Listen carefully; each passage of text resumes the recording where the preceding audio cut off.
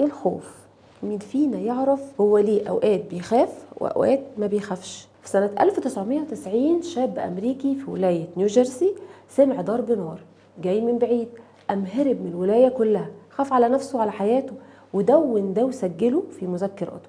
وبعد 10 سنين اتجوز وخلف بنت. في سنة 2001 جم مجموعة من الحرامية وهاجموا بيته، راح مطلع البندقية بتاعته وراح دور فيهم ضرب كلهم وقتل منهم مجموعة منهم. ايه اللي اتغير في ال10 سنين دول؟ وازاي بعد ما كان شخص جبان بيهرب علشان ينقذ حياته لشخص قوي وشجاع بيقاوم ويحمي أسرته؟ ده اللي هنعرفه النهاردة. أنا سحر حمدي ودي الحكاية فيها ايه.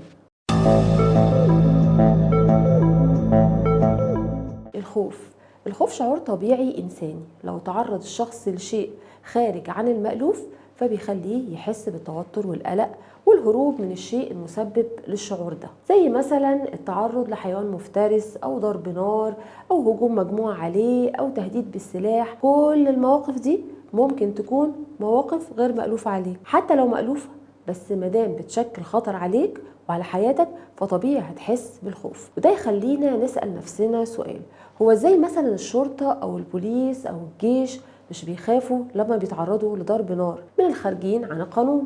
رغم ان العالم النفسي الفرنسي إبراهام أندريه قال ان 95% من البشر بيحسوا بالخوف والشعور والهروب لما يسمعوا صوت ضرب نار، وده بعد ما عمل تجربة نفسية اتعملت على مجموعة من الناس كان من ضمنهم ضباط. جمعهم في مكان واحد وركب لهم جهاز بيقيس ضربات القلب وبدأ يفاجئهم بصوت ضرب نار، ولاحظ ان معدل ضربات قلبهم بيزيد بعد صوت الرصاص. ولما سألهم بعد انتهاء التجربة قالوا انهم كانوا خايفين وكانوا كمان عايزين يهربوا، رغم ان التجربة دي منافية تماما لقصة الضابط السويدي اللي في 2007 اقتحم وكر ارهابي كان بيخطف اطفال لوحده قبل حتى ما يستنى الدعم اللي جايله.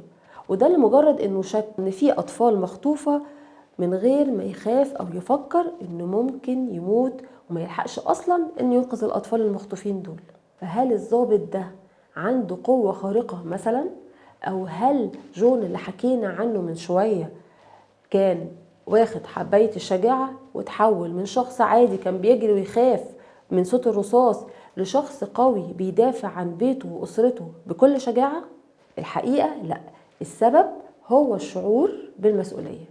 الكاتب النفسي ألفريد إدلر سنة 1908 بالتعاون مع فرويد قدر يفسر بطريقة منطقية إن الإنسان لما بيحس بالمسؤولية بيتلاشى شعور الخوف تلقائي، وده بيظهر حتى في حياته اليومية. كون إن أنت الشخص الوحيد المسؤول عن حماية بيتك فهتتشجع إنك تدافع عنه، وكون إنك أنت الشخص الوحيد المسؤول مثلا عن إنقاذ طفل فهتتشجع إنك تنقذه، وهكذا.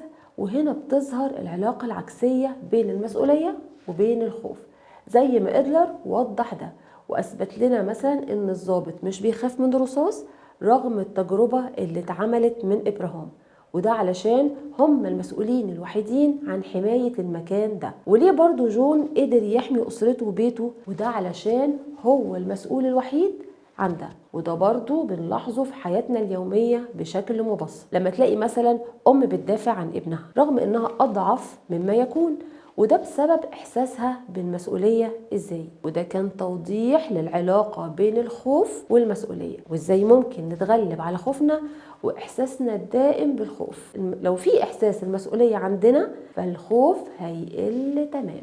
ما تنسوش تقولوا لي في كومنتاتكم انتوا استفدتوا من الحلقة دي ولا لأ.